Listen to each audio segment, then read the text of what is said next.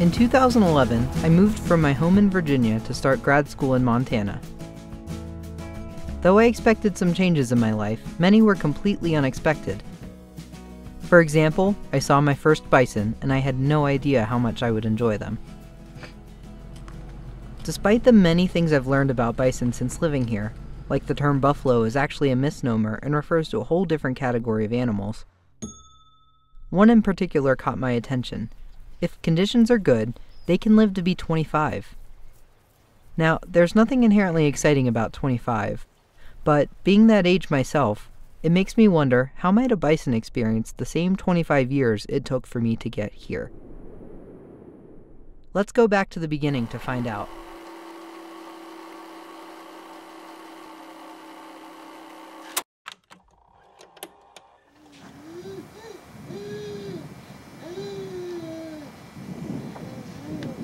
A newborn bison's to-do list is fairly simple. Learn to walk.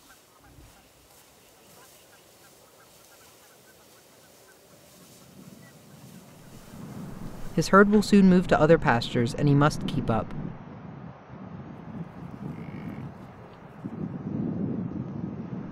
Thankfully, his family is by his side as he learns.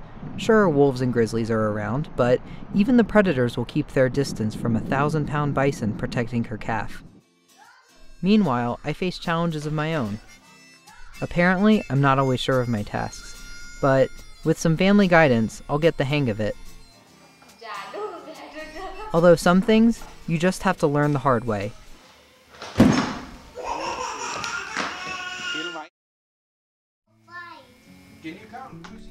And by this point, I'm unstoppable. My parents and my brother were certainly helpful in my early development and did whatever they could to provide a safe environment for me. The bison, however, face challenges that cannot be controlled. A young bison has the urgent task of preparing for winter at the humble age of 4 months. They must first bulk up, ensuring that even after losing 15% of their weight by the end of the winter, they will still be healthy enough to forge on. They must also grow a thick winter coat that can protect their bodies from the sub-zero temperatures they will surely face. Having just experienced my first Montana winter, I certainly learned a thing or two from them. Beyond the winter preparations, bison must also learn to stick with their herd. Typically approaching 150 animals, these groups provide a social learning environment, teaching the young bison their collective knowledge of the landscape and how to survive in it. Like the young bison, I'm also part of a herd. What I thought was a family of 4, I quickly realized actually included hundreds. These huge family events soon felt normal to me, even though our herd just keeps growing. But unlike the bison, I didn't quite have the same urgent challenges.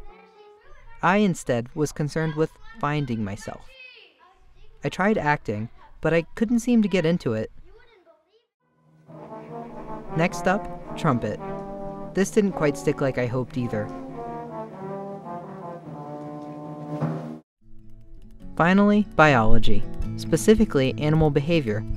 I gravitated toward the often underrated and overlooked. In Western India, for example, these monkeys are pests. I, however, loved being around them and wanted to learn more about their incredible adaptability to human environments. Perhaps this is why I like bison. Like the monkeys, they are dismissed as uninteresting wildlife, yet they are remarkably unique and have an immense history with the people who interact with them.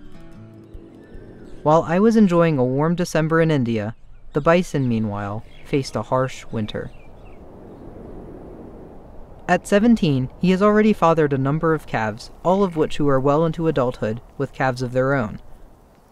Not quite the same as my teenage experience. But even so, a majority of his winter will be spent collecting enough food to survive. He uses his muscle and energy to shovel through the snow all winter to get to the grass that hides beneath. He's been mostly on his own since he turned 3, leaving his mother's herd to establish his independence and dominance. Surviving without the help of the herd allowed the bison to show his superior strength to other females, an important step in bison courting. This process may seem lonely, but if he survives the winter, He'll outcompete other bison and have even more calves of his own.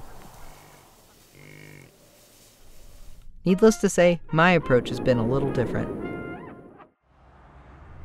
But like a male bison, I ventured away from my home to establish myself in a new community and become independent. In my case, it is to pursue a career in filmmaking.